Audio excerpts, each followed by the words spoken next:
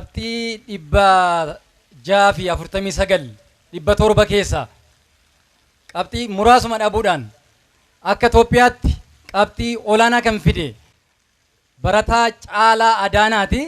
Qabxii lamaan caalamuun mana barumsaa bultii addaa Waamaa'oo keessa lamaan isaanii qabxii lama qofaan maatisii ta'ee herreega ta'uu fiiziksii ta'uu maaliin akka caale hin beekamu garuu qabxii lama qofaan 647 fiduudhaan raajii ashannaa fi lammaffaa akka Itoophiyaatti barattoonni kun kan bara darbee caalaan 649 fiduu isaatiin qabxii 10 kan inni fooyyesse.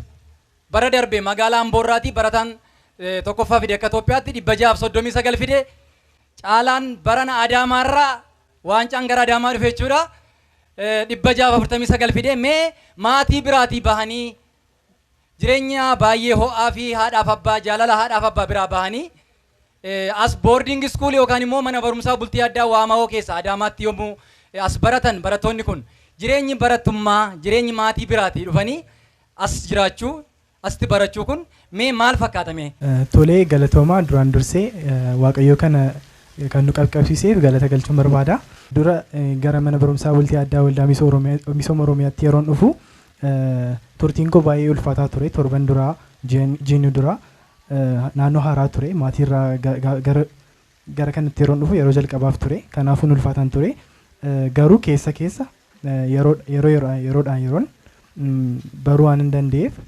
Caalaan godina kamirraa dhufe mee amma godina irraa dhuftee fi gara Adaamaa immoo dhuftu immoo haalli qilleensaa haalli dormii keessatti jireenyi maatii biraati haadhaaf biraa baatee gara bultii addaa kanatti akka yuunivarsiitii akka kolleejjiiti jechuudha. Gaafa kana dhuftu mee maaltu si mudate haalli jireenyaa achi keessaa maal fakkaatame? Godinni ani keessaa dhufe godina Jimmaa magaalaa Jimmaadha. Achi badda dareedha. As garuu hin ho'a baay'ee. Haalli qilleensa isaa garaagaraa baay'ee ho'aa ture. Kanatti madaquun hin ulfaata ture gaafa dura garuu barsiisonni keenya akka hiriyaa keenyaadha. Barattoonnis akkuma hiriyaa gaarii waan nuuf ta'aniif gibbii mooraan keenya immoo biqiltuu baay'ee qaba. Akka carraa ta'e baay'ee sin ho'u kanaafuu itti madaquu danda'eera jechuudha. Mee Caalaan haalli jireenyaa hiriyoota wajjin akkamitti qo'atamu mee barnoota keessa? Haalli jireenyaa keenya boarding school keessatti akka yuunivarsiitiidha. Doormii keessatti jiraanna. Kaaffee achumatti fayyadamna. Hiriyyoo keenya immoo akkuma hiriyaa qofa hin ta'in akkuma obbolaadha maatiidha. Kanaafuu waliin qo'annaa yeroo baay'ee laayibirii keessa faan fayyadamanii waan ho'uuf immoo guyyaa nan rafa halkan keen qo'adha yookiin nan tura yeroo baay'ee jechuudha hanga torbaafaatti amma ja'aatti. Haa ta'u mee gidduutti immoo gara raajiitti darbaa raajiin 647 fide. Barataan kun chaalenjii hedduu yookaan immoo dhiibbaa hedduu keessadha kan inni utuma jiruudha kan inni qabxii olaanaa galmeesse. Mee haalli maatii biraa dhufanii asitti barachuu haalli jireenyaa maal fakkaatame siif akkam ture? Galatooma fuuldura keessa naabadhee haasoo kootiif gammachuu guddaan natti dhaga'ama ulfinni isaa waaqayyoof haa ta'u. Itti aansuudhaan kutaa 1-8 kan hin baradhe godina Qellem Wallaggaa aanaa Gidaamii keessattidha. Achi kutaa 8 ministirii fudhee yeroo jedhu ministeerri barnoota Itoophiyaa outreach programii qopheessee ture. Achi ji'a 2 isaa argadhee gara Wallaggaa Yuunivarsiitiin deemee ture. Yeroo jalqabaatiif kan inni manaa bahee deemee ture yeroo sanadha. Achitti mana yaaduunii haadharraa fagaachuun baay'ee natti cima ture. Ndaa'um keessa beeyyuu guyyaatti faasiyaa sadiin harmee kootii bilbilee boo'ee faan itti haasa'an ture. Achi ka'ee garuu jajjabaachaan dhufe gaafa ni dhumarratti ji'a 2 sana fixee manatti gadhee gara mana barumsaa bultii addaa dhufu garaan kutadhe jechuudha. Jaalala harmee jaalala haadhaa minaan ho'a nyaachuu waan baay'ee jira gaa haati mee yeroo dhukkuba adda addaa chaalenji godhee kanuma injifateeti qabxii olaanaa kana galmeessee jedhama maa inni mee? Kan hin jedhu namni tokko kutannoo qabaatee naani wanti kamiyyuu isa dhaabuu hin danda'u. Waaqayyoos faranjiinis nama tattaafatu gargaaraa jedhan namoonni gaafatan. Fakkeenyaaf mana barumsaan deemaa itti murteeffattee yoo qursii dhabde naftu beekamaadha. Anaaf akkuma kanaa jechuudha.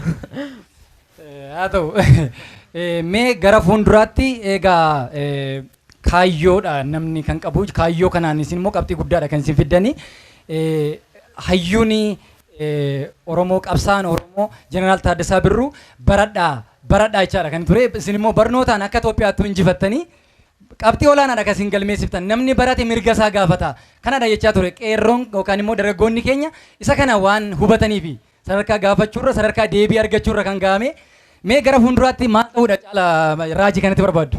An gara fuulduraatti kan hin ta'uu barbaadu quantum physicistidha. Fiiziksiin barachuu barbaada. Achumaan dhaamsan dhaamuu barbaadu uummata Oromoo hundumaaf jechuudha. Nuyi gadaa siisteemii qabna kan dimokiraasii addunyaa kanaa dursu. Kalaandarii qabna, poolitiksiin keenya ariifidha, ikoonomiksiin hundumtuu ariifidha. Kun kan hojjetame dhaloota kiristoosiin dura gara waggaa 4,000 duraati. Warri yeroo sana hojjete Oromoodha, Kuushii. Ammas kan jiru Oromoodha, Kuushii. Waggaa amma kana gidduu jira. Yoo Waaqayyo jedhee qarooma Kuushiin Oromoo kan jechiisu infinnadhee yaada. Gara fuulduraatti caalaan maal ta'uudha? Biyya isaaf maal gumaachuudha? Maal barate kan inni fedhu? Kan ani barachuu barbaadu barumsa teekinooloojii keessaa aerospace injineringidha. Sababni isaas akkuma beekamu akka raajiin kaasee inni gara duddubaatti gara fuulduraatti deemuutu qabnu amma teekinooloojiidhaan baay'ee hin deemne. Teekinooloojiidhaan immoo baay'ee akka deemnuuf barattoonni duddubas jiran ammas jiran cimanii itti fufuu qabu. Anis yaadni koo akka ispeesii kanarratti waan tokko buusuun barbaada. Kanaaf hin ta'u barbaade jechuudha. Haa ta'u asumaan dhaamsa dargaggoota booddeen dhufan yookaan barattootaaf kanatti qabdu mee? Dhaamsa ani qabu hundi keessanuu kutannoodhaan xiyyeeffannoo godhachuudhaan wanta hojjetan irratti cimaa hojjedha. Warri baratan barumsa keessan, warri siyaasa irratti hojjetan siyaasa keessaniin, warri daldaltan immoo daldala keessaniin cimaati. Oromoo bakka guddaatti geenya. Ammas bakka guddaa jirra. Bakka kana caalaa baay'ee guddaa ta'e akkuma maqaa keenya tokko taanee Oromoo guddisnaan jedha. Karaa hundumaatiin caalee argamuu qabna. Nuyi durumaa warra caaluudha. Kanaafuu gara fuulduraattis caaluu qabnan jedha. Inni caalu maayindi seetiidha sababii ta'eef yaada kana of keessaa qabaannaan sababii nuyi milkoomneef hin jiru. Eenyummaa keenya immoo akka agarsiifnutti cimaatee hojjedhaan jedha. Haa ta'u mee nama baay'ee wiirtuu dugdaa sii ta'ee si deeggaree si cina dhaabateef kan namni itti galateeffachuu barbaaddu jira. Waaqa gaditti kan hin galateeffadhu harmee koo Aadde Saaliyaa Huseen as jirti. Addunyaa kana akkan argu sababii naaf eeyyamteef baay'een si galateeffadha. Hunda dursa. Deebi'ee immoo ani kutaa 4 kee abbaan kun irraa du'ee ture. Na kutaa 4 sanaa kee garuu waan tokko hin beeku. Armeen koo iddoon abbaatu natti mul'atin akka mentariitti akka divaayizariitti waan hundumaa koo naa taate jechuudha. Namni gaafa abbaan qabu minaan jiru naa gaddu jechuudha. Maaf akka isaan gaddan iyyuutuun hin barin. Utuu waan tokko yommuu daan tokko natti mul'atin guddistee yeroo kanaan nageesse gatii kee waaqayyoo siif abbaasuun jedha. Asumaan televizyiiniin OBS raajii fi caalaadhaaf badhaasa gabaadhaas xiqqaa qopheesseera gara biraatti hin dabarsa. Daawwattoota keenya daangaa hanga daangaatti taa'anii televizyiinii OBS'n fakkeenyummaa isaanii kana hordofaa jiraniif akkasumas waltajjii kanarratti warra argamtaniif yaada baay'ee nama kakaasu yaada baay'ee ciccimaa ta'e kaasaniiru. Hedduu galateeffanna barattoota keenya. Waldaan Misooma Oromiyaa barattoota akkasii qaruudhaan boru akka isaan biyya bakka bu'an boru akka isaan yaada haaraa fidanii saba kana qaroomsan rakkoo saba kanaa furan waldaa gochaa jirudha. Barsiisonni manneen barnootaa bultii addaa waldaan Misooma Oromiyaa iddoo adda addaatti hundeesse keessatti barattoota kanaaf utubaa ta'anii fuuldura deemanii yeroo rakkina isaanii isaan cinaa ta'anii gorsanii barsiisanii qaranii sadarkaa kanaan ga'anis keessummaa goonee waltajjii kanarratti affeerranneerra. Barsiisonni isaanii yoo hirmaattaniitu ta'ee gara waltajjiitti nu dhuftanii kennaa barattoota kanaaf televizyiiniin OBS qopheesse akka nuuf kennitaniif barsiisota isaanii keessaa nama tokko nama lama gara waltajjiitti affeerraa barsiisonni isaanii akka nu dhuftan isin affeerra. Barsiisonni mana barumsaa sanaas galata guddaa qabu. Sababni isaa kaayyoodhumti mana barumsaa kanaayyuu barattoonni bakka garaa garaati carraa barnootaa otoo barachaa jiranii saayinsii fi teknooloojiidhaan osoo hin deeggaramiin hafanii akka dandeettiin isaanii duubatti hin hafneef kaayyeffameeti manni barumsaa kuni kan inni hojjechaa jiru. Kanaaf saayinsii fi teknooloojiidhaan dagaagsuudhaaf barsiisonni mana barumsaa kanaas gahee guddaa qabu, gumaacha guddaa qabu waan ta'eef isaanis galata guddaa qabu. An barsiisaa baayolojiiti, barsiisaa Fiqaaduu Kabbadaa Jifaariin jedha. Barattoonni kun mana barumsaa keessatti illee sirriitti jajuuf miti. Jajaniif bakka hin geenye nama hin geessanii jajuu dhiisuuf immoo bakka yaadassa wanni nama hin geessan jiru waan ta'eef sirriitti hamilee ho'aa fi kutannoodhaan barattoota hafaniif fakkeenya ta'uudhaan itti deemaa turanii jechuudha.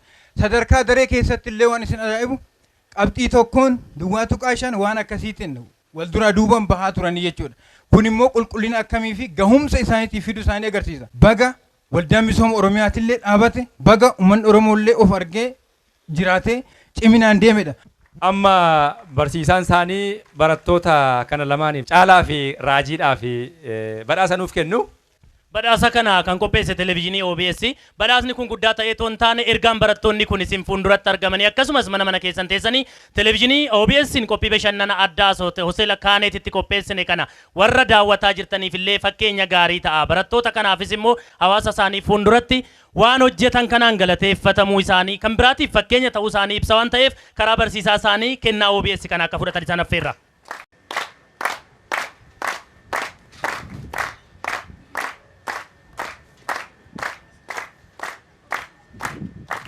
Gaazexeessaa Abdiisaa Fufaa fi keessummoota isaa gara teessoo isaaniitti nuu simadha.